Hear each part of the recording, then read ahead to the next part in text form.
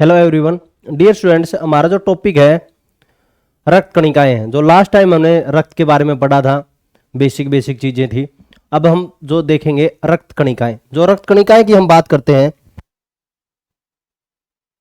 वो हमारी 3 प्रकार की होती हैं। डियर स्टूडेंट्स, कितने प्रकार की है? 3 प्रकार की। एक तो आरबीसी है, और एक डब्ल्यूबीसी है, और एक प्लेटलेट्स है। क्या है? प्लेटलेट्स। ये 3 प्रकार की है। जो आरबीसी है इसको हम बोलते हैं रेड ब्लड कॉर्पसल्स, और डब्ल्यूबीसी है व्हाइट ब्लड सेल। जो प्लेटलेट्स है जिसको ब्लड प्लेटलेट्स बोलते हैं, इसका हिंदी में नाम है रक्त बिंबाणु, और अकेले प्लेटलेट्स को हम बोल देते हैं बिंबाणु। ठीक है, ये बात आपको थोड़ी सी ध्यान रखनी है। जो पहले नंबर पर हम देखते हैं, जो कई बार ये पूछा जाता है, देखो जो नॉर्मली पूछ लिया जाए आपसे, जैसे हम कई बार डिस्कशन में देखते हैं भी जो आरबीसी है उसको रेड ब्लड कॉर्पसल्स क्यों कहते हैं, सेल क्यों नहीं कहते? जो सेल होती है डियर स्टूडेंट्स, उसके अंदर हमारा न्यूक्लियस होता है। ठीक है, सेल के अंदर क्या होता है? न्यूक्लियस। लेकिन जो आरबीसी है उसके अंदर न्यूक्लियस नहीं पाया जाता, केंद्रक नहीं पाया जाता, नाभिक नहीं पाया जाता, इसलिए इसको हम क्या बोलते हैं? कॉर्पसल्स बोल देते हैं।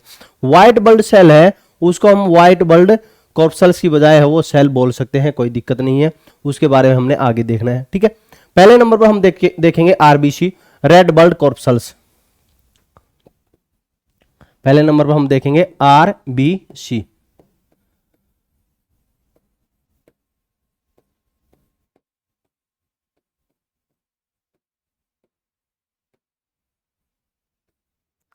इसको हम बोलते हैं लाल रक्त कणिकाएं। लाल रक्त कणिकाएं कहते हैं। देखो यहां से जो क्वेश्चन पूछे जाते हैं, एक तो पूछा जाता है निर्माण से, भी इसका निर्माण कहां होता है, इसके अंदर केंद्रक होता है या नहीं होता, निर्माण कहां है, केंद्रक होता है या नहीं होता, किस में केंद्रक पाया जाता है, इसकी मृत्यु कहां पर होती है। ठीक है, ये पूछ लिया जाता है। और एक ये पूछ लिया जाता है कि इसका जीवन काल क्या होता है। ठीक है, और इसमें प्रभाव क्या पड़ता है। ठीक है, ये चीजें हैं सबसे ज्यादा पेपर में पूछी जाती है। तो हम देखते हैं जो सबसे नंबर 1 पर पहली बात है, जो हमारा आरबीसी। आरबीसी की संख्या वो कितनी होती है। ठीक है, और आरबीसी का दूसरा नाम क्या होता है, यह क्वेश्चन कई बार पेपरों में पूछा जाता है।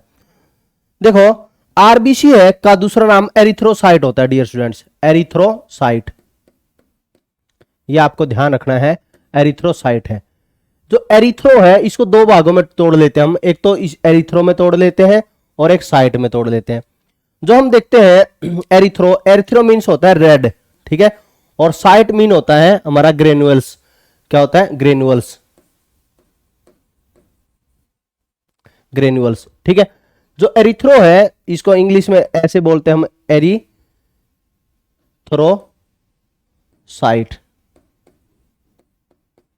ठीक है, जो एरिथ्रो है ये हमारा क्या होता है? रेड, और जो साइट जो होता है वो होता है ग्रेनुअल्स। रेड मीन्स क्या है? हमारा लाल, और ग्रेनुअल्स मीन्स क्या है? कणिका। ठीक है, लाल कणिकाएं, इसलिए इसको हम क्या बोलते हैं? लाल रक्त कणिकाएं कहते हैं। ठीक है, पहले नंबर पर हमने ये पढ़ रहे हैं। जो लाल रक्त कणिकाएं हैं ये मानव में हम देखते हैं पुरुष व मादा में अलग अलग होती है। पुरुष में अलग होती है और मादा में अलग अलग होती है। ठीक है, पुरुष मीन्स क्या? हमारा मेल, और फीमेल मीन्स क्या है? मादा। देखो ये सारी परतें हमारी जुड़ जाएगी आपस में। आप इसमें देखोगे तो व्यक्ति का जो काम करने का जो एक्शन है, और व्यक्ति के अंदर थकावट क्यों होती है, ये सारी चीजें आपस में जुड़ा है। जो पुरुषों के अंदर है इसकी संख्या थोड़ी सी ज्यादा होती है, और महिलाओं में इसकी संख्या थोड़ी सी कम होती है, ये आपको ध्यान रखना है।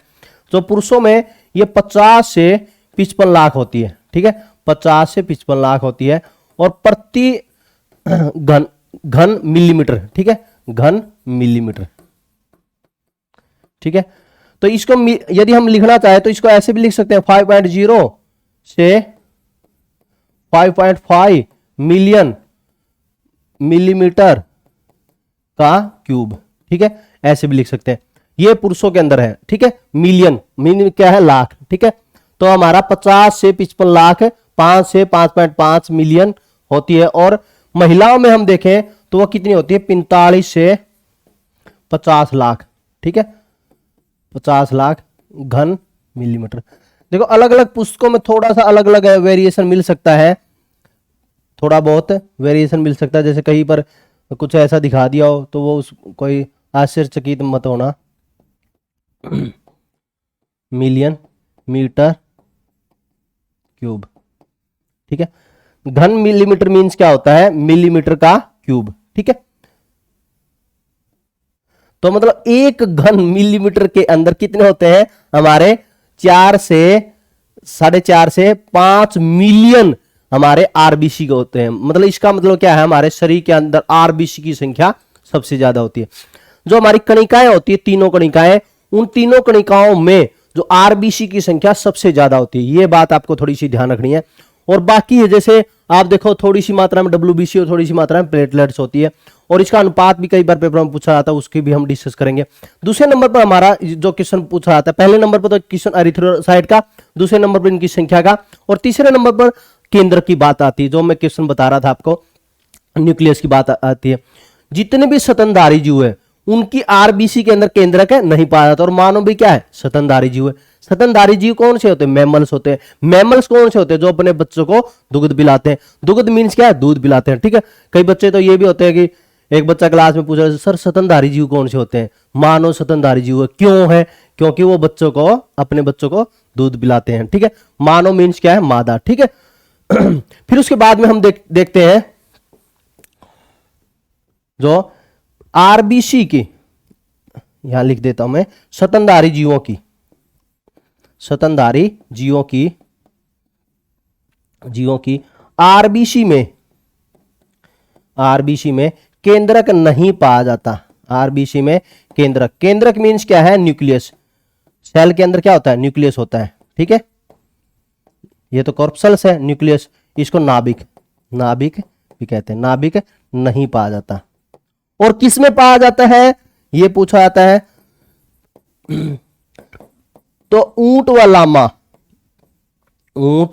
लामा ऐसे जीव है। लामा है, बड़े बड़े बाल होते हैं, ठंडे प्रदेशों का जीव है। ऊंट व लामा ठंडे प्रदेशों में भी रह सकता है और थोड़े से गर्मी वाले क्षेत्रों में भी रह सकता है। ऊंट व लामा ऐसे जीव है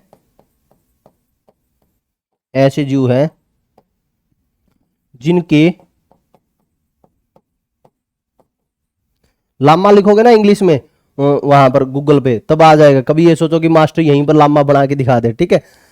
लामा तो नहीं बनाया जा सकता, लांबा बनाया जा सकता है, ठीक है। ऊंट है, बच्चों को पीट के, है ना, कहीं लांबा बना दूंगा, वही है ना। ये ऊंट व लामा ऐसे जीव है जिनकी आरबीसी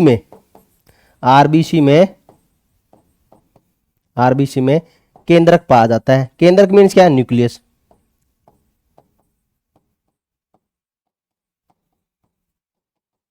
ठीक है। ये हो गया हमारा। फिर उसके बाद में हमारा जो क्वेश्चन बनता है, जो देखो इसको मैंने छोटा कर लिया है थोड़ा सा। जो स्तनधारी जीव होते हैं, जितने भी स्तनधारी जीव है, और एक एम्फीबियन होते हैं। स्तनधारी जीव हो गया मैमल्स, एक होते हैं उभयचर। एक क्या होता है, उभयचर। उभयचर कौन से होते हैं, एम्फीबियन। एम्फीबियन कौन से होते हैं, जो जल में भी रहे हमारे और पानी में भी रहे, वही क्या, नहीं, जो जल में भी रहे और स्थल पर भी रहे, वही क्या होते हैं हमारे उभयचर। मतलब जैसे मेंढक है हमारा, क्या होता है, उभयचर जीव होता है, ठीक है। वो जल में भी रह सकता है और स्थल पर भी रह सकता है। तो हम देखते हैं जो स्तनधारी जीव है उनकी खासियत क्या है, और उभयचर जीवों की खासियत क्या है, किसके संदर्भ में हम देख रहे हैं, ये आरबीसी के संदर्भ में देख रहे हैं, ठीक है। पहली बात, जितने भी स्तनधारी जीव है उनकी आरबीसी है वो केंद्रक विहीन होती है। उनकी आरबीसी क्या होती है, आरबीसी क्या होती है, केंद्रक विहीन। केंद्रक विहीन मीन्स क्या होता है, इसके अंदर केंद्रक नहीं होता, इसमें केंद्रक नहीं पाया जाता, सभी को पता है। मतलब इसको इंग्लिश में हम बोलते हैं ए न्यूक्लिएटेड। ठीक है। और जो उभयचर होते हैं ये क्या होते हैं, न्यूक्लियोटिड होते हैं, मतलब केंद्रक युक्त होते हैं। क्या होते हैं, केंद्रक युक्त। ये बात आपको ध्यान रखनी है, ठीक है। फिर दूसरा, जो हमारे स्तनधारी जीव होते हैं उनकी आरबीसी छोटी होती है, ये थोड़ा सा पॉइंट है समझने वाला है। और उभयचर है उनकी आरबीसी थोड़ी बड़ी होती है, ठीक है। इनकी आरबीसी छोटी होती है, अगला पॉइंट लिख दिया, इनकी आरबीसी छोटी छोटी होती है, इनकी आरबीसी बड़ी होती है।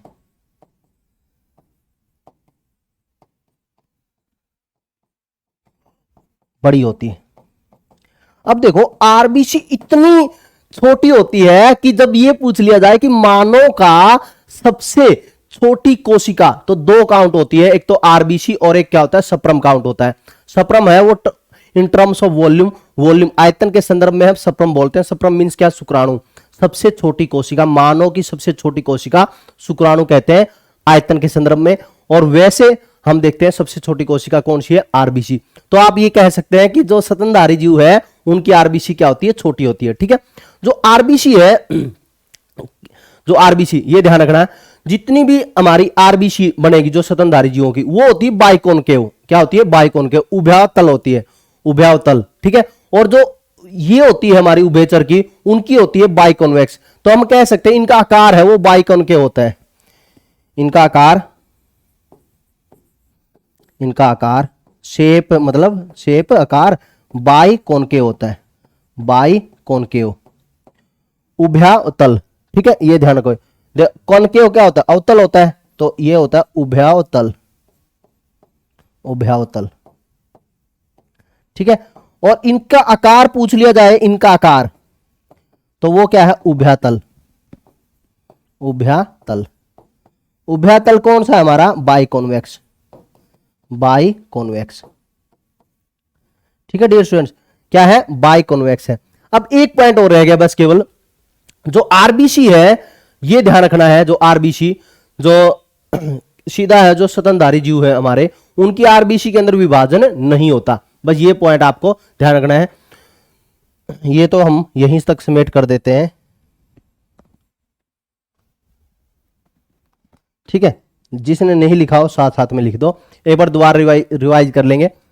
आरबीसी, डब्ल्यूबीसी प्लेटलेट्स है, ये रक्त कणिकाएं हैं। आरबीसी लाल रक्त कणिकाएं, इसका दूसरा नाम एरिथ्रोसाइट होता है। पुरुषों के अंदर इसकी संख्या ज्यादा होती है, 50 से 55 लाख, और मादा के अंदर, फीमेल के अंदर 45 से 50 लाख होती है। फिर उसके बाद में स्तनधारी जीवों की आरबीसी में केंद्रक नहीं पाया जाता।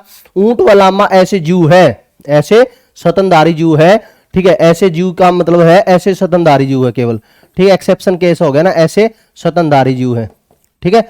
ऐसे स्तनधारी जीव है जिनकी आरबीसी में केंद्रक पाया जाता है, ठीक है। लांबा है वो लांबा नहीं होता, लांबा होता है, ठीक है। तो स्तनधारी जीव है ये लांबा। स्तनधारी और उभयचर में अंतर देखें, स्तनधारी की खासियत क्या है और उभयचर की खासियत क्या है। स्तनधारी की खासियत यह है कि आरबीसी केंद्रक विहीन है, न्यूक्लियोटिड है, केंद्रक नहीं होता। यहां पर केंद्रक युक्त होता है, न्यूक्लियोटिड होता है। क्या होता है, न्यूक्लियोटिड है, केंद्रक पाया जाता है मेंढक आदि के अंदर, उभयचर जीव है। इनकी आरबीसी छोटी होती है, इनकी आरबीसी क्या होती है, छोटी, इतनी छोटी होती है कि मानव की सबसे छोटी कोशिकाओं में आरबीसी काउंट होता है। इनका आकार है बाइकॉनकेव है, उभयतल है। उभयतल मास्टर कैसा होता है, यदि उभयतल की आप बात करोगे तो मास्टर बता देगा आपको, इस टाइप से होता है उभयतल, ठीक है। ये डमरू वाले, डमरू बजा, वो इस आकार की होती है, ठीक है, डमरू टाइप से, तो उभयतल, ठीक है। इस टाइप का स्ट्रक्चर होता है, बिल्कुल डमरू की तरह नहीं होता, कभी आप डमरू ही सोच लो, तो ये डम्बल शेप नहीं होती। तो ये आपने लिख दिया होगा, आकार इसका उभयतल होता है, बाइकॉन्वेक्स होता है। कॉन्वेक्स को क्या बोलते हैं, उत्तल बोलते हैं। कॉनकेव के क्या बोलते हैं, अवतल। अब हम आगे चलेंगे डियर स्टूडेंट्स। आरबीसी का निर्माण, आरबीसी के निर्माण से पहले मैंने आपको यह बताया था, एक पॉइंट और रहता हमारा कि आरबीसी के अंदर कोशिका विभाजन नहीं होता। आरबीसी के अंदर सेल डिवीजन नहीं होता, इसका विभाजन नहीं होता। देखो जो कोशिका विभाजन होता है वहां पर कैंसर होता है, ठीक है। जहां पर कोशिका विभाजन होगा वहां पर क्या होगा, कैंसर होगा। तो इसलिए आपको यह ध्यान रखना है, आरबीसी में कोशिका विभाजन नहीं होता, ठीक है। आरबीसी में यहां पर छोटे से अक्षर में लिख देता हूं, आरबीसी में कोशिका विभाजन नहीं होता, सेल डिवीजन नहीं होता, कोशिका विभाजन नहीं होता, सेल डिवीजन नहीं होता। ठीक है, सेल डिवीजन नहीं होता। ठीक है, एक ये पॉइंट ध्यान करना है। एक पॉइंट और ध्यान करना है आपको डियर स्टूडेंट्स, सेल डिवीजन इसमें मतलब इसका विभाजन नहीं हो सकता, कोशिका विभाजन नहीं तो इसका विभाजन नहीं हो सकता, विभाजन नहीं होगा तो कैंसर नहीं होगा।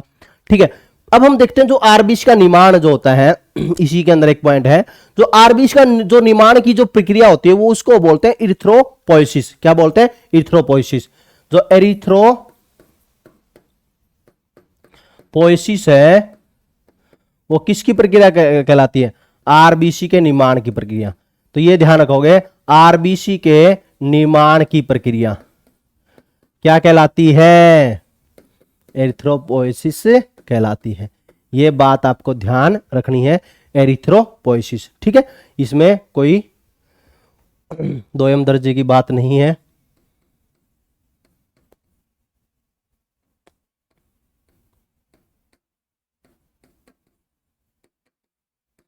ठीक है, एरिथ्रोपोइसिस। अब हमने देखना है जो आरबीसी का निर्माण देखना है, हमने थोड़ा सा कलर चेंज कर लेते हैं, ब्लू ब्लू कर लेते हैं। एरिथ्रोपोइसिस, जो एरिथ्रोपोइसिस है उसी के माध्यम से हमारा पूरा का पूरा है वो आरबीसी का निर्माण होता है। ठीक है, अब आरबीसी में हम देखते हैं वो कहां कहां पर निर्माण होगा आरबीसी का।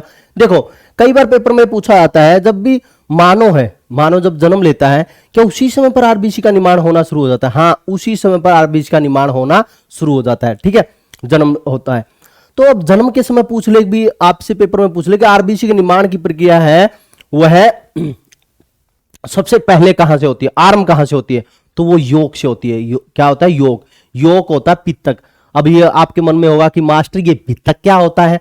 फिर आपके पेपर में ये हो जाए, ये पूछ ले कि मानव में आरबीसी के जो भ्रूणीय अवस्था है, भ्रूणीय अवस्था में जो आरबीसी का निर्माण होता है वो कहां पर होता है? तो भ्रूणीय अवस्था में जो आरबीसी का निर्माण होता है वो कहां होता है? यकृत के अंदर होता है। और ये पूछ ले कि मानव की वयस्क अवस्था में, मानव जब वयस्क अवस्था में है, भ्रूण अवस्था में, देखो थोड़ा सा ये ध्यान रखना है, मानव के अंदर शुरू में जो शुरुआती स्टेज होती है उसमें अंडाणु व शुक्राणु मिलेंगे। ठीक है, अंडाणु व शुक्राणु जब मिलते हैं उसी समय पर आरबीसी का निर्माण होना शुरू हो जाता है।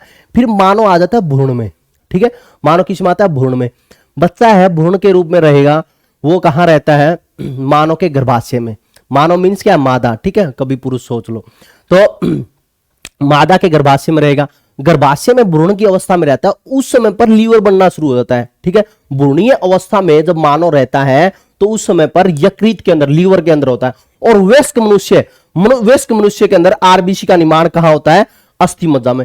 इसलिए जब भी पेपर में ये जैसे ना तो भ्रूण पूछ रहे ना है आरंभ पूछे, बस ये पूछा जाता है कि मानव की में आरबीसी का निर्माण कहां होता है, तो अस्थि मज्जा ऑप्शन आता है, पलिया ऑप्शन आता है।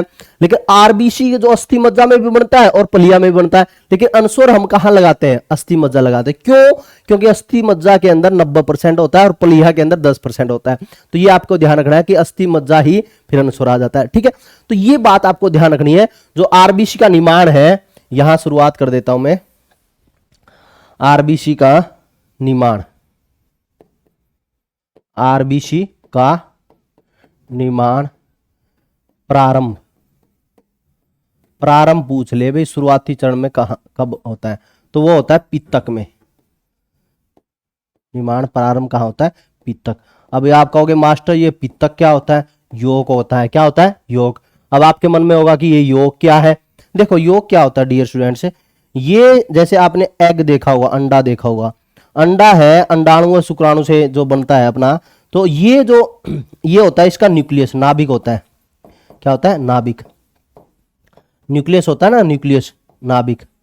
तो इसमें भी होता है ना ऐसे ही, अंडाणु शुक्राणु बनेंगे ना तो वहां पर भी ऐसे होता है। ठीक है, तो जैसे अंडा है, आप देखोगे अंडे में आप देखने को मिला होगा जो प्रोटीन होता है वो बाहर होता है, और जो पित्तक होता है ये इसी को हम क्या बोल देते हैं? इसी को हम क्या बोलते हैं? पित्तक बोल देते हैं। क्या बोल देते हैं? पित्तक। ये पूरा पूरा पार्ट है, ये पित्तक बोल देते हैं। ठीक है, जो नाभिक है ना, इसी को हम क्या बोल रहे हैं? पित्तक बोल देते हैं। ये बात आपको थोड़ी ध्यान रखनी है। इसको क्या बोल देते हैं? पित्तक। ठीक है, योक। ठीक है, और ये जो पार्ट है ना, ये पार्ट है, ये चलो यही लिख देता हूं मैं, ये पार्ट जो बाहर वाला, ये प्रोटीन होता है, इसी से भोजन बनता है, मिलता है इसको, योग को। तो यहां पर ये ध्यान रखोगे, मैं इसको पित्तक डिटरमाइन कर दिया मैंने यहां पर, तो यहां पर ये ध्यान रखना, यहीं पर आरबीसी का निर्माण होगा। यहीं पर क्या होगा? आरबीसी का निर्माण। तो इसलिए पेपर में पूछ लिया जाए कि आरबीसी का निर्माण है वो प्रारंभ कहां होता है? वो कहां होता है? पित्तक के में अंदर होता है। ठीक है, ये आपको ध्यान रखना है। फिर उसके बाद में हम आपको ध्यान रखना है भ्रूणीय अवस्था में, जो भ्रूणीय अवस्था में आरबीसी का निर्माण कहां होता है? भ्रूणीय अवस्था पूछ ले, एम्ब्रॉय स्टेज होती है ना, एम्ब्रॉय स्टेज अवस्था में, एम्ब्रॉय स्टेज। तो मानो जब एम्ब्रॉय स्टेज में होता है तो उसी समय पर लीवर बनना शुरू हो जाता है। ठीक है, एम्ब्रॉय स्टेज अवस्था में। तो ये पूछ लिया जाए तो वहां कब बनता है? यकृत में बनता है। यकृत क्या होता है मास्टर? लीवर होता है। लीवर क्या होता है मास्टर? जिगर होता है। जिगर क्या होता है? मां का टुकड़ा, जिगर का टुकड़ा, वही होता है लीवर। एक ही होता है जिगर का टुकड़ा। तो हम देखते हैं तीसरे नंबर पर भ्रूणीय अवस्था।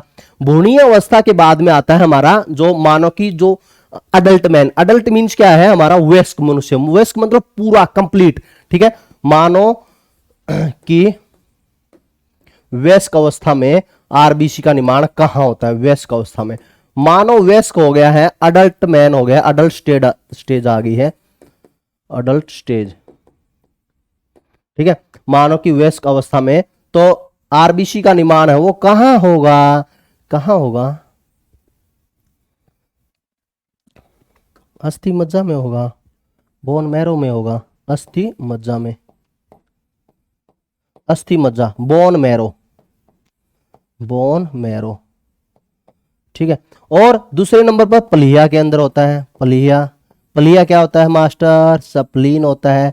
सप्लीन क्या होता है मास्टर? तिल्ली होता है। तिल्ली क्या होता है मास्टर? अंग होता है।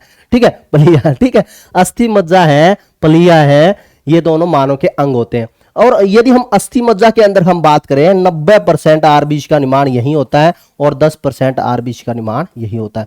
जब भी ऑप्शन में दोनों हो, अस्थि मज्जा भी पलिया भी, आंसर क्या लगाओगे? अस्थि मज्जा लगाओगे। ये बात आपको ध्यान रखनी है। ठीक है, और जो मानव भी आपको ये ध्यान रखना है, जब भी ये पूछ ले कि मानव में आरबीसी का निर्माण प्रारंभ आदि ना पूछा जाए योग ऑप्शन, या ये पूछ ले आरबीसी का निर्माण कहां प्रारंभ होता है, ठीक है, और योग ऑप्शन में नहीं है, तो वहां तो अस्थि मज्जा लगाओगे, ऑब्वियसली कोई बात ही नहीं है। ठीक है, अब आपको सभी को पता चल गया कि ये हमारा क्या है? आरबीसी का निर्माण हो गया। अब अगला जो हमारा क्वेश्चन अराइज होता है डियर स्टूडेंट, सभी के क्वेश्चन अराइज होता है ये कि इसका जीवन काल क्या होता है। देखो कई जगह पर आपने देखने को मिला होगा कि जीवन काल इसका 20 से 120 दिन होता है, लेकिन पेपर में जो पूछा जाता है लाइफ स्पान के बारे में, जीवन काल क्या होता है? Life span. जैसे मानव का जीवन काल कितना बोला जाता है औसत रूप से? 100 वर्ष बोल देते हैं मानव के बारे में। तोते का कितना बोल देते हैं? 140 के आसपास बोल देते हैं तोते का। ठीक है, मतलब तोता अपने ज्यादा जीता है मानव से। हाँ, बहुत तोता अच्छा जीता है मानव से। 120 दिन क्या है? 120 दिन। आरबीसी का जीवन काल क्या है? 120 दिन, मतलब आरबीसी है 120 दिन तक जीवित रहती है। और इसलिए आपने देखा होगा वर्ल्ड बैंक के अंदर हम 3 महीने तक, या उसमें 2.5 महीने, 2 महीने, 3 महीने, उसके बाद में उसका डेट है एक्सपायर हो जाती है, मोस्टली है 3 महीने रखते हैं। ठीक है, और आपने एक फिल्म देखी होगी लाल रंग, उसमें यही दिखाया गया है कि किस तरह से एक्सपायर्ड होने के बाद में वर्ल्ड बैंक के अंदर रख, और उसके बाद में फिर भी एक नई स्लिप लगा देते हैं, और उसमें फिर उसमें क्या हुआ? आरबीसी की डेथ है, डब्ल्यूबीसी की जीवन काल वैसे कम होता है, और प्लेटलेट्स का जीवन काल भी कम होता है, तो इसी वजह से फिर उसका फायदा नहीं होता। तो इस रूप से वो दिखाया गया फिल्म के अंदर। तो आप देखो यहाँ पर भी क्वेश्चन कितने बने हैं? आरबीसी में कोशिका विभाजन नहीं होता, एरिथ्रोपोएसिस आरबीसी निर्माण की प्रक्रिया कहलाती है। आरबीसी का निर्माण प्रारंभ पित्तक से, भ्रूणीय अवस्था में यकृत में, मानव की वयस्क अवस्था में अस्थि मज्जा में, और पलिया में। ठीक है, तो अस्थि मज्जा में अनुसार आता है। जीवन काल क्या है? 120 दिन। फिर उसके बाद में हम बात करेंगे डियर स्टूडेंट्स। अब थोड़ा इंटरेस्टिंग आ गया हमारा पलिया। ठीक है, जीवन काल का पता चल गया। अब मैं और कहां से निर्माण हुआ इसका पता चल गया। अब इसकी मृत्यु के पता होना जरूरी है, क्योंकि यदि कोई जन्म लिया है तो उसकी मृत्यु निश्चित है। ठीक है, अब देखो मृत्यु कहां होगी। मृत्यु आरबीसी का जब भी हम देखते हैं तो उसकी मृत्यु है, उसका विनाश है वो प्लीहा में होता है। ठीक है, इसलिए प्लीहा को आरबीसी का क्या बोला जाता है, कब्रिस्तान बोला जाता है। ठीक है, तो ये ध्यान रखोगे, इसकी मृत्यु है आरबीसी की मृत्यु है, आरबीसी की मृत्यु किसमें है, इसी में है, प्लीहा में, इसे प्लीहा में, इसे आरबीसी का कब्रिस्तान कहा जाता है, आरबीसी का कब्रिस्तान कहा जाता है। प्लीहा क्या है, आरबीसी का कब्रिस्तान है। आरबीसी की मृत्यु किसमें होती है, प्लीहा में, और इसलिए इसको आरबीसी का कब्रिस्तान बोला जाता है। और हम देखें इसके अलावा और कहीं पर होती है, हाँ लीवर में होती है, लेकिन आंसर है इसके अलावा, प्लीहा के अलावा, प्लीहा के अलावा आरबीसी की मृत्यु, आरबीसी की मृत्यु ये भी थोड़ा सा डाल लेना, वो यकृत में भी होती है। यकृत मीन्स क्या है, लीवर में भी, लीवर में भी होती है।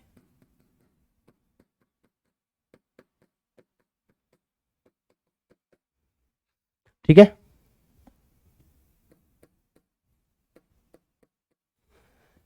लीवर में इसके बारे में पढ़ते भी यहाँ पे। तो देखो ये आपको सभी को समझ में आना चाहिए। कई बार ये पूछ लिया जाए कि शरीर का ब्लड बैंक किसे बोलते हैं, तो शरीर का ब्लड बैंक है यही है, आरबीसी है।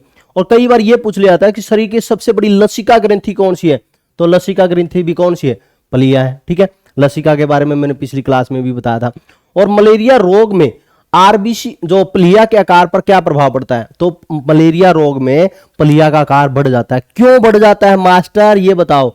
देखो आपके मन में यह आया होगा कि मलेरिया में आरबीसी का, देखो जो मलेरिया रोग है उसमें प्लाज्मोडियम परजीवी होता है। वह परजीवी क्या करता है, आरबीसी को खाएगा, आरबीसी को खाएगा, और उसके बाद में आपको सभी को पता है आरबीसी को खाने के बाद में उसको वो एक हीमोजाइन नामक अपशिष्ट पदार्थ है वो बाहर छोड़ेगा, और अपशिष्ट पदार्थ बाहर छोड़ेगा तो साथ ही साथ में यह जो प्लीहा है, जितनी भी आरबीसी जो नष्ट होती है वो किसके अंदर होती है, प्लीहा के अंदर होती है। तो इसमें प्लीहा है, जितनी भी नष्ट है आरबीसी है वो सारी इसके अंदर चली जाएगी, जितनी है बेकार है, जितनी सारी है इसी के अंदर चली जाएगी, और आरबीसी एकत्रित होती जाएगी और प्लीहा का आकार बढ़ जाएगा। ठीक है, ये बात आपको ध्यान रखनी है। ये पॉइंट और लिख देता हूं मैं। अगला पॉइंट है हमारा आरबीसी का ब्लड बैंक। ठीक है, या शरीर का ब्लड बैंक बोलते हैं, शरीर का ब्लड बैंक किसको बोलते हैं, शरीर का ब्लड बैंक, रक्त बैंक, इसी को बोलते हैं, प्लीहा को रक्त बैंक। ठीक है, इसी को कहा जाता है बैंक कहा जाता है, किसको, प्लीहा को। अगला पॉइंट है मलेरिया रोग में, मलेरिया रोग में प्लीहा का आकार बढ़ जाता है, प्लीहा का आकार बढ़ जाता है,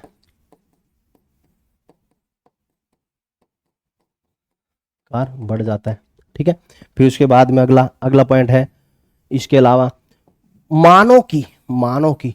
मानव शरीर की सबसे बड़ी लसिका ग्रंथि, मानव शरीर की सबसे बड़ी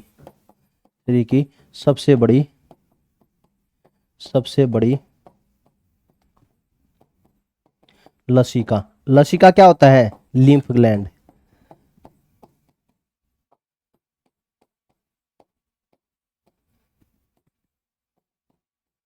ग्रंथि होती है। मानव की सबसे बड़ी लसिका ग्रंथि कौन सी होती है, हमारी यही होती है। ठीक है, फिर उसके बाद में हम देखेंगे, ये तो हमने ये पता चल गया जो मलेरिया रोग में प्लीहा का आकार क्या हो जाता है, बढ़ जाता है। और ये पूछ ले आपके आरबीसी की संख्या कम हो जाए मानव के शरीर के अंदर, जब ये आप देखोगे आरबीसी की संख्या कम होगी, जो रोग हो जाए या आरबीसी है वो कम लेना शुरू कर दे मानव भोजन के माध्यम से, हीमोग्लोबिन तो वो कम लेना, तो रोग कौन सा हो जाता है, हमारा एनीमिया रोग हो जाता है। ठीक है, तो जब भी पेपर में पूछा जाता है, देखो एक ध्यान रखना आपने, या तो पूछा जाता है आरबीसी की कमी से, या तो पूछा जाता है आरबीसी कमी से, या हीमोग्लोबिन की कमी से, ऐसे पूछा जाता है। हीमोग्लोबिन की कमी से कौन सा रोग हो जाता है, कमी से एनीमिया रोग हो जाता है, एनीमिया रोग हो जाता है, रोग हो जाता है। ठीक है डियर स्टूडेंट्स, ये बात आपको ध्यान रखनी है। आरबीसी हीमोग्लोबिन की कमी से एनीमिया रोग हो जाता है। ये पॉइंट हमने, एनीमिया को हम डिटेल में आगे भी पढ़ेंगे क्योंकि इसके अंदर बहुत सारी इंपॉर्टेंट चीजें हैं। अब देखो दोबारा देख लो आप, आरबीसी की मृत्यु पूछ ले, वो किस में, प्लिया में। इसे आरबीसी का कब्रिस्तान भी कहा जाता है। प्लिया के अलावा आरबीसी की मृत्यु है वो कहां होती है, यकृत में होती है। शरीर का ब्लड बैंक, रक्त बैंक किसे कहा जाता है, प्लिया को। मलेरिया रोग में प्लिया का आकार बढ़ जाता है। मानव शरीर की सबसे बड़ी लसिका ग्रंथि पूछा जाए तो वो कौन है, प्लिया। आरबीसी हीमोग्लोबिन की कमी से कौन सा रोग हो जाता है, एनीमिया रोग हो जाता है। आपने कई बार देखा हो, देखो मानव में जो एनीमिया रोग है, जो पुरुषों में और मादा में हम देखते हैं, तो एक औसत रूप से हम देखते हैं जो हीमोग्लोबिन होता है वो 14 से 16 तो होता है पुरुषों में और 12 से 14 होता है महिलाओं में। तो 12 से 14 से कम हीमोग्लोबिन हो जाए ना महिलाओं में, तो उसी समय पर एनीमिया रोग हो जाता है, क्योंकि महिलाओं के अंदर है वो खून की कमी है अक्सर देखी जाती है। तो बहुत सारे कारण होते हैं, आपको सभी को ज्ञात होगा ही।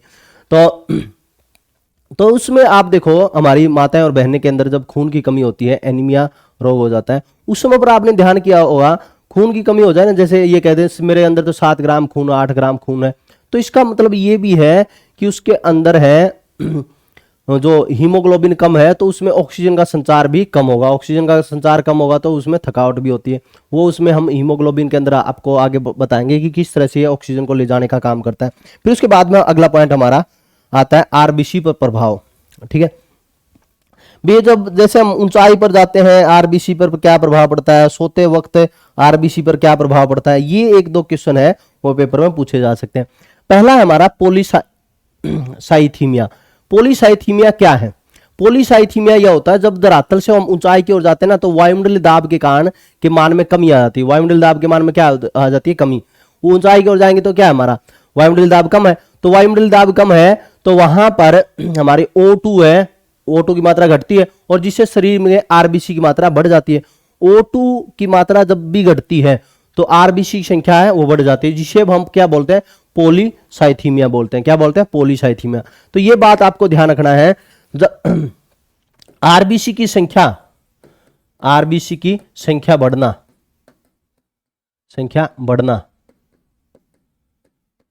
बढ़ना पॉलीसाइथीमिया कहलाता है, पॉलीसाइथीमिया कहलाता है।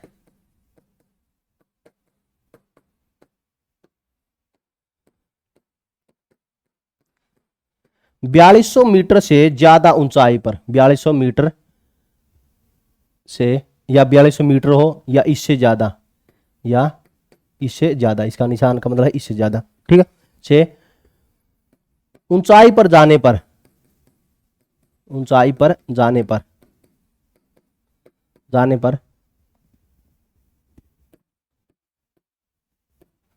पर आरबीसी की संख्या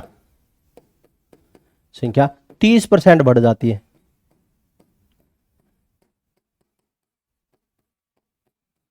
बहुत बढ़िया बात है, बढ़ जाती है। तो देखो वहां पर क्या है, ऊंचाई पर वायुमंडलीय दाब कम होता है।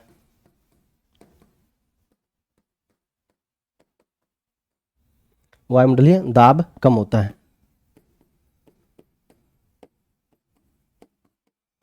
वायुमंडलीय दाब कम है तो O2 की मात्रा भी क्या होगी, वहां पर कम होगी, नॉर्मल सी बात है। ठीक है, O2 की मात्रा भी घटती है,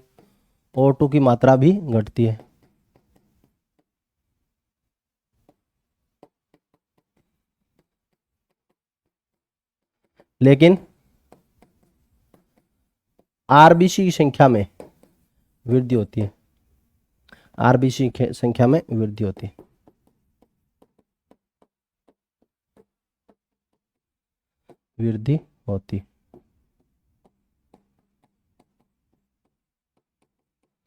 आरबीसी संख्या में क्या होती है, वृद्धि होती है।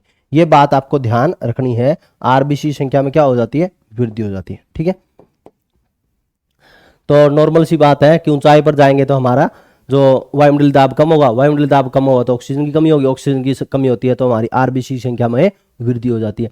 जो हम देखते हैं जो ऑक्सीजन का और आरबीसी का संबंध है, ठीक है, जो हीमोग्लोबिन है वो क्या ऑक्सीजन को बांधे रखने का काम करता है। तो हम देखते हैं तो वहां पर ऑक्सीजन है की मात्रा ऑटोमेटिक कम है, तो वहां पर हमारे शरीर के अंदर भी क्या हो जाता है, वो हीमोग्लोबिन है वो आरबीसी संख्या वो बढ़ना शुरू हो जाती है, और जिसके कारण वो कैप्चर करने की कोशिश करेगा ज्यादा से ज्यादा। तो इसलिए आप देखोगे जो ऊंचाई पर जाते हैं तो आपको रिलैक्सेशन भी, जो ऊंचाई पर जाते हैं तो वहां पर आरबीसी संख्या ज्यादा होती है, लेकिन आप नीचे की ओर उतरोगे तो उस समय पर आपको रिलैक्सेशन भी फील होगा। क्यों? क्योंकि आपके अंदर है जो हीमोग्लोबिन की मात्रा बढ़ गई है, आरबीसी की मात्रा बढ़ी है, हीमोग्लोबिन की मात्रा बढ़ी है, तो हीमोग्लोबिन की मात्रा बढ़ी है तो इसकी वजह से तो उसमें थोड़ा सा रिलैक्सेशन फील होगा। फिर बात ये भी है कि आप ये कहोगे सर फिर तो ये खाने की कोई जरूरत नहीं, वहां पर जाके बढ़ा लो। देखो फिर नीचे की ओर आओगे तो वो ऑक्सीजन की मात्रा वापस बढ़ जाएगी और वो हीमोग्लोबिन के साथ में वो अटैच होना शुरू हो जाती है। तो इस रूप से मतलब सारा है वो जो सिस्टम है वो जो फ्री ऑफ आरबीसी है उसके बारे में हमारा जो बोला जाता है, तो इस रूप से वैज्ञानिकों ने मेजर किया है। ठीक है, फिर हम देखते हैं दूसरा पॉइंट हमारा ये पूछ लिया जाए कि सोते वक्त है वो आरबीसी की संख्या में पूछा जाता है कि भाई कितने सोते वक्त है आरबीसी संख्या में कितनी कमी हो जाती है। सोते वक्त आरबीसी की संख्या में 5% कमी आ जाती है, संख्या में 5% कमी। तो ये ध्यान रखोगे सोते वक्त क्या है 5% कमी आती है। ठीक है, तो ये आपको ध्यान रखना है। फिर उसके बाद में आपको अगला जो क्वेश्चन यहां से बनता है, जो आरबीसी है, आरबीसी का मापन किसे करते हैं? हीमोसाइटोमीटर होता है। ठीक है, आरबीसी का मापन, तीसरा पॉइंट हमारा बनता है आरबीसी का मापन किससे करते हैं? का मापन हीमोसाइटोमीटर से। किसे? हीमोसाइटोमीटर।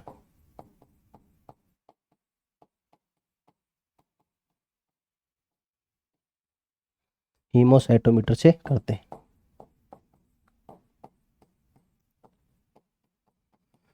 आरबीसी का मापन है वो किससे करते हैं? हीमोसाइटोमीटर से करते हैं। ठीक है, फिर उसके बाद में आपको यह ध्यान रखना है जो आरबीसी है, आरबीसी बनाने में मदद कौन करता है? देखो जो विटामिन बी12 होता है, आयरन होता है, हमारा आयरन हीमोग्लोबिन के निर्माण में सहायक है, विटामिन बी12 है, फोलिक एसिड है, ये आरबीसी के निर्माण में सहायक होते हैं। और जो आरबीसी का परिपक्व है, पूर्ण रूप से परिपक्व करने के लिए, मतलब पकाने के लिए वो कौन जिम्मेदार है? विटामिन बी12 और फोलिक एसिड। ठीक है, ये भी पेपर में पूछा जा सकता है। Vitamin B12, vitamin B12, folic acid, iron RBC के निर्माण में सहायक है, ठीक है, ये आपको ध्यान रखना है। ठीक है, यहां पर और कोई इतना खास क्वेश्चन है नहीं जो आपको कोई कंफ्यूज करेगा। पॉलीसाइथीमिया है तो ऊंचाई पर जो आरबीसी की संख्या बढ़ेगी उसको पॉलीसाइमिया बोलते हैं। सोते वक्त कम हो जाएगी। आरबीसी का मापन हीमोसाइटोमीटर कहलाता है। Vitamin B12, folic acid, iron RBC के निर्माण में सहायक है। ठीक है, फिर उसके बाद में अगला क्वेश्चन हमारा बनता है हीमोग्लोबिन से। किससे बनता है? हीमोग्लोबिन से। हीमोग्लोबिन की यदि हम बात करें तो यह किससे? दो शब्दों से मिलकर बना है, हिम प्लस में ग्लोबिन। हिम प्लस में ग्लोबिन। हिम मींस क्या है? हमारा आयरन से संबंधित है। हिम किससे संबंधित है? आयरन। ठीक है, और ग्लोबिन किससे संबंधित है? प्रोटीन से। ग्लोबिन है वो क्या है? प्रोटीन है। और हिम हमारा क्या है? हमारा आयरन से संबंधित है। जो हिम और आयरन हम ग्लोबिन की हम बात करें, ये 5% होता है और ये क्या है? 95% है। तो कई बार ये पेपर में पूछ लिया जाए कि हीमोग्लोबिन क्या होता है? वो प्रोटीन होता है। हीमोग्लोबिन क्या है? प्रोटीन होता है। ठीक है, और हीमोग्लोबिन में कौन सी धातु पाई जाती है? ये पूछ लिया जाता है कई बार। हीमोग्लोबिन में कौन सी धातु है? हीमोग्लोबिन HB में Fe धातु मीन्स क्या है? मेटल धातु पाई जाती है। ठीक है, Fe धातु पाई जाती है। ये इंपॉर्टेंट पॉइंट है, Fe धातु पाई जाती है। हीमोग्लोबिन में कौन सी धातु पाई जाती है? Fe धातु पाई जाती है। ठीक है, ये बहुत ही इंपॉर्टेंट है।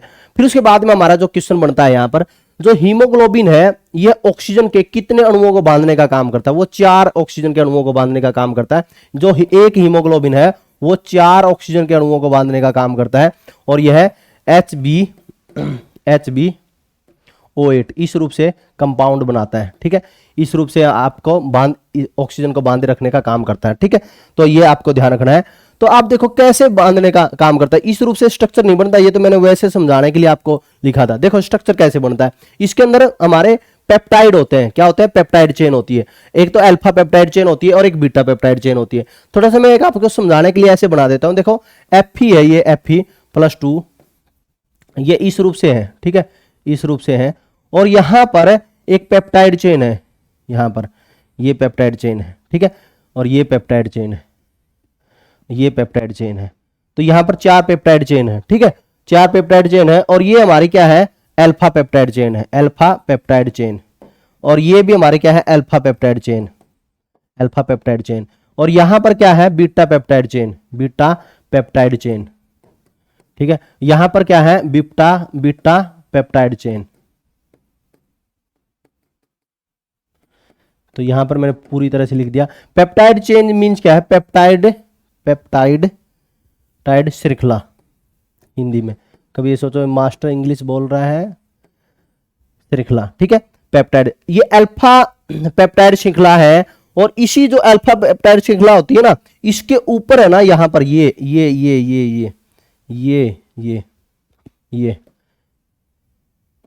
अमीनो अम्ल पाया जाता है। यहां पर क्या पाया जाता है? अमीनो अम्ल, अमीनो एसिड, अमीनो एसिड होता है।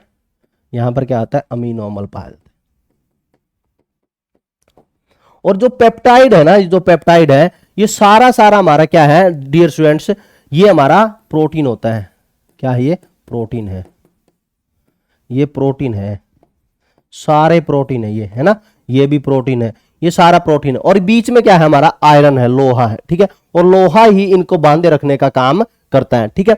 अब जो आप देखो, जो Fe है, ये ध्यान रखना है, Fe तो इस तरह से जुड़ा हुआ है। तो हम देखते हैं जो हीमोग्लोबिन है, हीमोग्लोबिन जो मैंने बताया था, इसी तरह से हमारी 4 जो श्रृंखलाएं है इस रूप से, जैसे ये श्रृंखला हो गई पेप्टाइड, ये श्रृंखला हो गई, इस रूप से हमने थोड़ा समझने के लिए बना लिया। और इस रूप से ये श्रृंखला हो गई, समझने के लिए मात्र बना लिया हमने, ये श्रृंखला हो गई।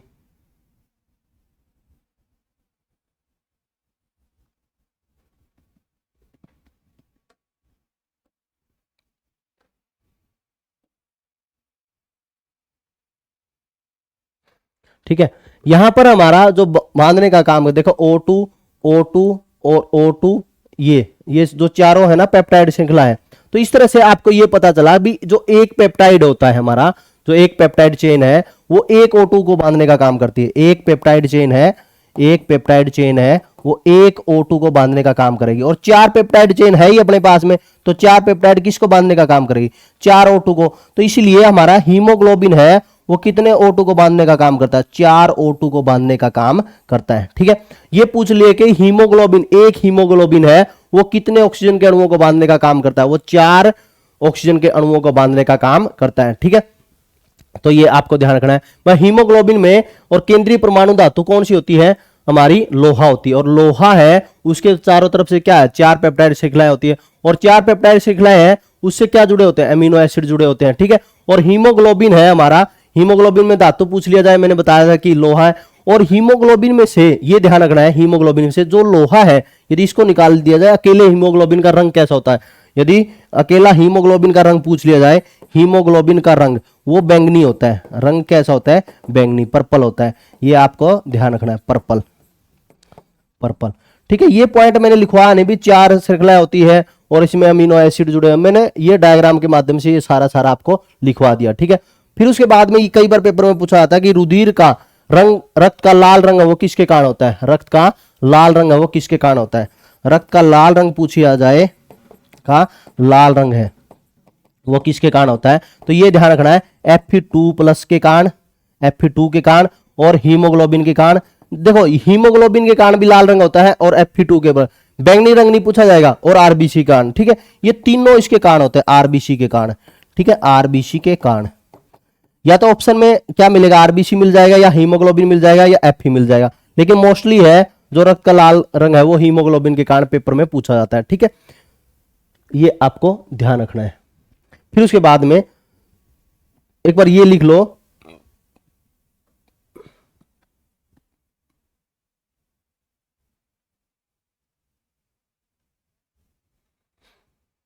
बस एक पॉइंट लिखवाऊंगा मैं, हीमोग्लोबिन, हीमोग्लोबिन का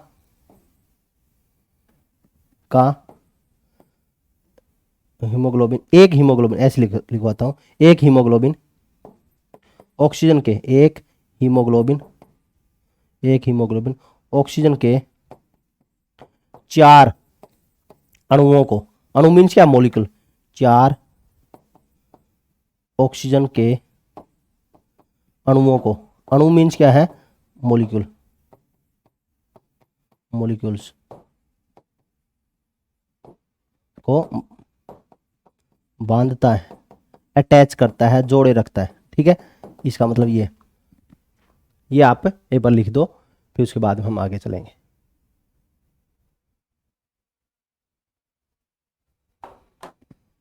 फोन आ रहा है भाई, किसका?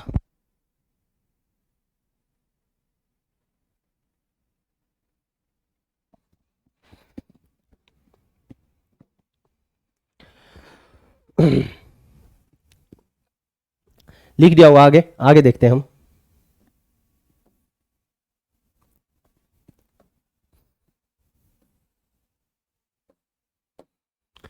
अब देखो, हीमोग्लोबिन है पुरुषों में और महिलाओं में वो अलग अलग होता है। ठीक है, ये मैंने आपको बताया था। जो पुरुषों में हम बात करें, मेल में हम बात करें, तो वो कितना होता है, 12 से 16। ठीक है, 16 है वो क्या बोला जाता है सॉरी 14 से 16 पुरुषों में क्या बोला जाता है, महिलाओं में 12 से बोला जाता है, 14 से 16। ये क्या होता है, ग्राम होता है, किलोग्राम होता है, ये ध्यान रखना है, ये ग्राम होता है। और ग्राम कितने में होता है, 100 ml रक्त में होता है। ठीक है, 100 ml रक्त के अंदर। और यदि महिलाओं के अंदर पूछा जाए तो वो 12 से 14 होता है, 16 नहीं होता। ठीक है, 12 से 14 ग्राम, वो 100 ml ब्लड के अंदर देखा जाता है। ठीक है, ये ध्यान रखना है। तो पुरुषों और महिलाओं के अंदर है वो हीमोग्लोबिन है वो अलग अलग होता है। ठीक है, में हीमोग्लोबिन, पुरुषों हीमोग्लोबिन की हम बात करें, आगे लिखा हुआ है हीमोग्लोबिन, इसलिए लिखने की जरूरत नहीं है यहां पर। तो हमारा मेल में हमारा 14 से 16, इससे ज्यादा हम देखें तो जितना भी ज्यादा होता है वह उतना ही गाढ़ा होता है। ठीक है, फिर उसके बाद में अब अगला क्वेश्चन यहां पर बनता है, जो हीमोग्लोबिन है जितना भी ज्यादा होगा उसका क्या होगा, ऑक्सीजन का परिवहन करने का में उतना ही मददगार होता है। और जितना कम होगा हीमोग्लोबिन, उसका नुकसान ये होता है कि ऑक्सीजन का परिवहन कम होगा, और ऑक्सीजन का परिवहन कम होगा तो थकान ज्यादा होगी। इसलिए आपने देखा होगा, मैंने बताया था आपको कि व्यक्ति के अंदर है जिसके में हीमोग्लोबिन की मात्रा कम हो जाएगी तो उसके अंदर थकान है वो ज्यादा महसूस होना शुरू हो जाएगी। क्यों? क्योंकि उसके अंदर ऑक्सीजन का परिवहन नहीं होगा। ऑक्सीजन का परिवहन नहीं होगा तो ऑक्सीजन की उपस्थिति में ग्लूकोज जलता है, ग्लूकोज जलता है तो एटीपी का निर्माण होता है, तो एटीपी का निर्माण नहीं होगा, एटीपी से ही ऊर्जा मिलती है। इसका मतलब ये है कि ऑक्सीजन का सप्लाई नहीं होगा तो ग्लूकोज नहीं जलेगा, ग्लूकोज नहीं जलेगा तो एटीपी का निर्माण नहीं होगा, एटीपी का निर्माण नहीं होगा तो व्यक्ति को ऊर्जा नहीं मिलेगी। इसी तरह से कम हीमोग्लोबिन होगा तो व्यक्ति में थकावट महसूस होती है। ठीक है, तो मैं लिख देता हूं, हीमोग्लोबिन O2 के परिवहन का कार्य करता है। हीमोग्लोबिन ऑक्सीजन के परिवहन का कार्य करता है, ऑक्सीजन के परिवहन का कार्य करता है, का कार्य करता है। इसलिए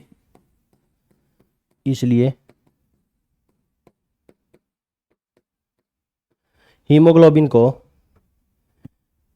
इसलिए हीमोग्लोबिन को श्वसनीय वर्णक कहा जाता है, को श्वसनीय वर्णक कहा जाता है। वर्णक होता है क्रोमेटिक रंग, है ना, श्वसनीय वर्णक कहा जाता है। कम हीमोग्लोबिन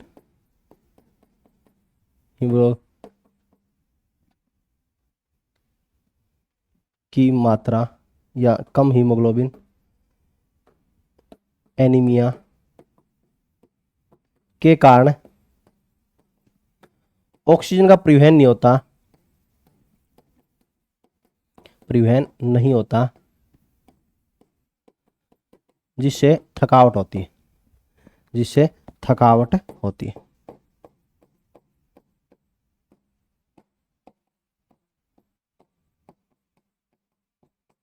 ठीक है। फिर उसके बाद में एक पॉइंट और है हमारा इसमें, कई बार पेपर में यह पूछ लिया जाए कि जो हीमोग्लोबिन है उसका मापन किससे करते हैं? हीमोग्लोबिन का मापन हीमोमीटर से, हीमोमीटर से। इसको हीमोमीटर को ना हीमोग्लोबिन मीटर भी बोलते हैं, हीमोग्लोबिन मीटर। अकेला ये तो मैंने क्या लिखवा, हीमोमीटर लिखवा है, इसको हीमोग्लोबिन मीटर भी बोलते हैं और शॉर्ट फॉर्म में क्या बोल देते हैं? हीमोमीटर बोल देते हैं। जब आप गूगल पर देखोगे तो उसमें हीमोमीटर कम मिलेगा, हीमोग्लोबिन मीटर ज्यादा मिलता है, ठीक है। फिर उसके बाद में हमारा अगला है एस्कीमिया, वेरी वेरी इंपॉर्टेंट। मानव शरीर में रक्त की अपर्याप्त आपूर्ति हो जाए, मतलब जितनी रक्त की पूर्ति चाहिए उतनी रक्त की पूर्ति नहीं होती मानव शरीर में, उसी को हम क्या बोलते हैं? एस्कीमिया बोलते हैं। और रक्त की पूर्ति नहीं होगी तो ऑक्सीजन का सप्लाई नहीं होगा, ऑक्सीजन का सप्लाई नहीं होगा तो व्यक्ति के जो हार्ट अटैक है वो प्रॉब्लम हो जाती है। जो हार्ट होती है, हमारी हार्ट मसल्स होती है, उसको ऑक्सीजन का सप्लाई होता है, जो इसी को हम बोलते हैं कार्डिया एस्कीमिया। कार्डिया एक्समिया है वो decrease the blood flow and oxygen, decrease blood flow and the oxygen in the heart muscles. In the heart muscles में ब्लड फ्लो है वो कम हो जाए और ऑक्सीजन का फ्लो हो वो कम हो जाए, उसी को हम क्या बोलते हैं? एस्कीमिया बोलते हैं, ठीक है। तो जिसको हम बोलते हैं कार्डियक एस्कीमिया, ठीक है। और अकेला एस्कीमिया हम क्या बोलते हैं? मानव शरीर में रक्त की अपर्याप्त आपूर्ति, मानव शरीर में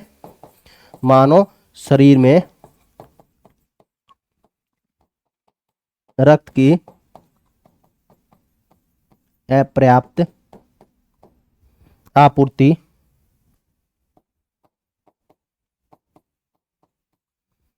मानव शरीर में रक्त की अपर्याप्त आपूर्ति एस्कीमिया कहलाती है।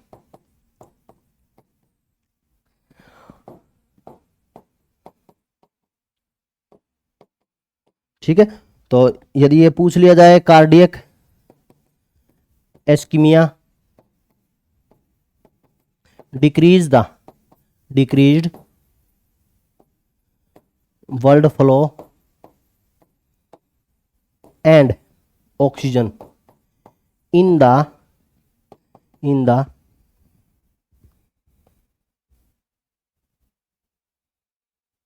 हार्ट मसल्स,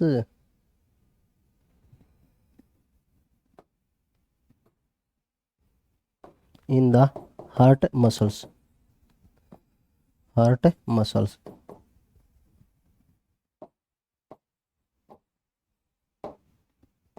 लो कार्डिक। तो यहां समझने वाली क्या बात है, देख लो थोड़ा सा। यहां पर पुरुषों में क्या है, ज्यादा होता है थोड़ा सा, और महिलाओं में कम होता है। हीमोग्लोबिन है ऑक्सीजन के परिवहन का कार्य करता है, तो इसलिए इसको हम क्या बोलते हैं? हीमोग्लोबिन को श्वसनीय वर्णक बोलते हैं। श्वसनीय क्या होता है? रेस्पिरेटरी। वर्णक क्या होता है? क्रोमेटिक होता है।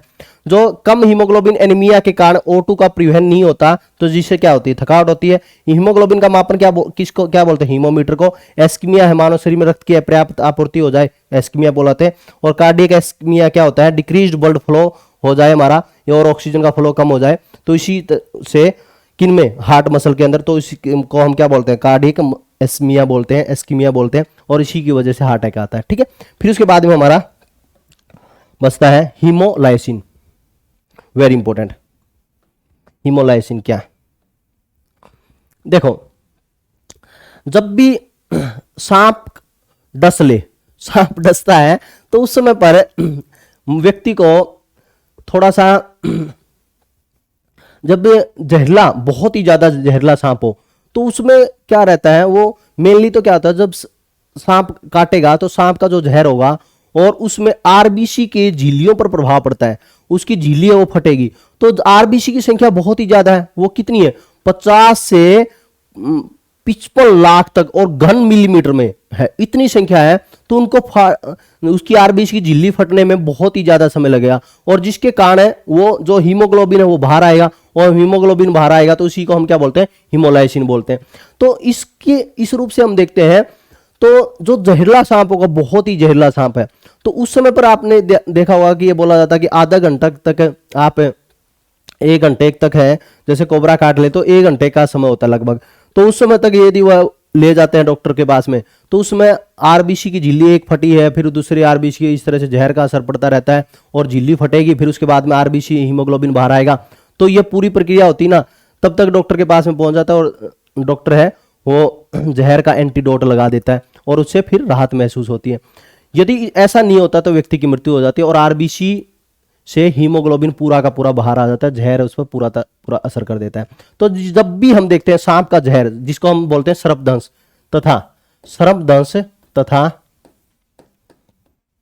तथा मलेरिया में आरबीसी की झिल्ली फटती है ऊपर से, ठीक है। मलेरिया में आरबीसी की झिल्ली फट जाती है।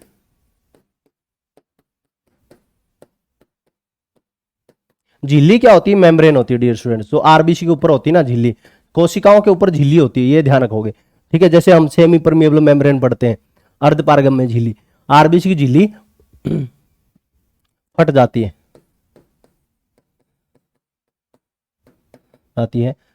तब आरबीसी से हीमोग्लोबिन बाहर आ जाता है,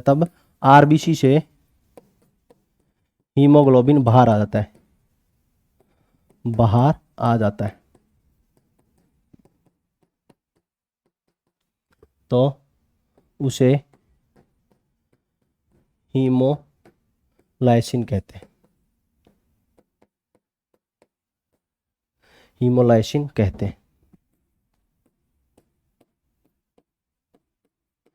क्या बोलते हैं? हीमोलाइसिन, ठीक है।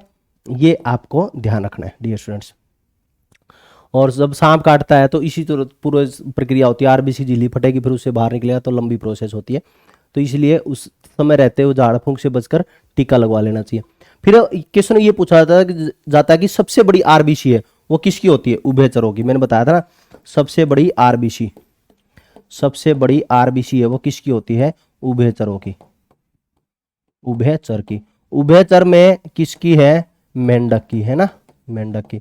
और ये पूछ लिया जाए डियर स्टूडेंट्स भी सबसे छोटी आरबीसी सभी जीवों में, मानव समेत सबसे छोटी आरबीसी वो किस में होती है? वो कस्तूरी मृग में होती है। किस में होती है? कस्तूरी मृग में, ठीक है। फिर ये पूछ ले मानव की सबसे छोटी कोशिका,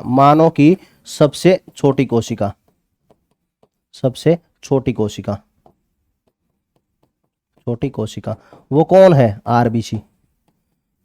आरबीसी।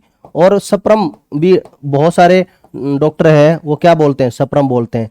सप्रम है वो क्या है? शुक्राणु है, नर से रिलीज होता है जो शुक्राणु, इन टर्म ऑफ वॉल्यूम के टर्म ऑफ वॉल्यूम, ठीक है। फिर ये पूछ ले पेपर में, कि मानव की सबसे बड़ी कोशिका,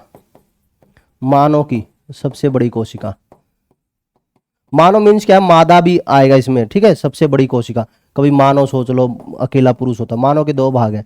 मानव की सबसे बड़ी कोशिका ये पूछ लिया जाए तो वो कौन सी है? अंडाणु है, ठीक है। अंडाणु किस में? मादा से रिलीज होता है, अंडाणु ओवम, ठीक है। ओवम ये मत सोचना कभी ऐसे फुटबॉल की तरह कोई बड़ा, ठीक है। तो क्योंकि कोशिका होती ही छोटी है, सारी कोशिकाएं छोटी है, तो उसमें उन कोशिकाओं में अंडाणु बड़ी कोशिका होती है, ठीक है डियर स्टूडेंट्स। ये था हमारा, यहां से आप देखो इसका मैंने बता ही दिया था हीमोलाइसिन का आपको। फिर सबसे बड़ी आरबीसी है, ये थोड़ा सा आपके लिए नया क्वेश्चन होगा। सबसे छोटी आरबीसी कस्तूरी मृग है, मानव की सबसे छोटी कोशिका आरबीसी वर्सप्रम, ठीक है। और मानव की सबसे बड़ी कोशिका अंडाणु ओवम। फिर उसके बाद में हम बात करेंगे लास्ट हमारा एनीमिया कब होता है? सभी को ज्ञात होगा भाई आरबीसी और हीमोग्लोबिन की कमी हो जाए, आरबीसी या हीमोग्लोबिन की कमी, ये पूछा जाता है पेपर में। तो उसी से हम क्या हो जाता है? एनीमिया रोग हो जाता है। क्या कौन सा? तो एनीमिया के microcytic anaemia, pernicious anaemia, megaloblastic anaemia, कौन सा है? Megaloblastic anaemia, sickle cell anaemia, ठीक है। माइक्रोसाइटिक एनीमिया, पर्निशियस एनीमिया और मेगालोब्लास्टिक एनीमिया और सिकल सेल एनीमिया। आपने अभी तक जो सुना होगा सिकल सेल एनीमिया के बारे में सुना होगा। सिकल सेल एनीमिया में क्या होता है? जो आरबीसी का आकार है वो सिकल जैसा हो जाता है। सिकल मीन्स क्या है? दरांती जैसा हो जाता है। दरांती को हम हसिया भी बोल देते हैं, तो ठीक है, दरांती जैसा हो जाता है। इस तरह से दरांती जैसा हो जाता है, ये आपने पढ़ा होगा, ठीक है। दरांती देखी होगी आपने, जो गेहूं काटते हैं। तो माइक्रोसाइटिक एनीमिया में क्या होता है? पर्निशियस एनीमिया में क्या होता है? मेगालोब्लास्टिक एनीमिया में क्या होता है, सिकल सेल एनीमिया में क्या होता है, वो हमने देखना है। ठीक है, पहले नंबर पर हमारा है माइक्रोसाइटिक एनीमिया। माइक्रोसाइटिक एनीमिया में हमेशा कब होता है, Fe2 पॉजिटिव की कमी हो जाए ना, तब हमारा माइक्रोसाइटिक एनीमिया होता है। किसकी कमी हो जाता है, Fe2 पॉजिटिव की कमी के कारण यह एनीमिया होता है, कमी के कारण। तो इसकी पूर्ति कैसे करेंगे, तो जिसमें लोहा ज्यादा हुआ, जैसे चना है, गुड़ के साथ खाओ चना, वह पालक खाओ, पालक खाने पर इसकी पूर्ति हो जाएगी, खाने पर पूर्ति। ठीक है, अच्छे से खाओगे, मजे से सुबह सुबह चने के स्प्राउट खाओगे तो और भी ज्यादा आनंद में, और भी ज्यादा विटामिन सी भी प्राप्त हो जाता है। ठीक है, फिर उसके बाद में pernicious anaemia. Pernicious anaemia vitamin B12 की कमी हो जाए ना, तो उसके कारण होता है, विटामिन B12 की कमी, विटामिन B12 की कमी के कारण, की कमी के कारण होता है, की कमी के कारण, कमी के कारण। ठीक है, विटामिन B12 की कमी के कारण। फिर मेगालोब्लास्टिक एनीमिया है, वो किसके कारण होता है, वो फोलिक एसिड की कमी के कारण, फोलिक एसिड की कमी के कारण, फोलिक एसिड की कमी के कारण, की कमी के कारण, कमी के कारण।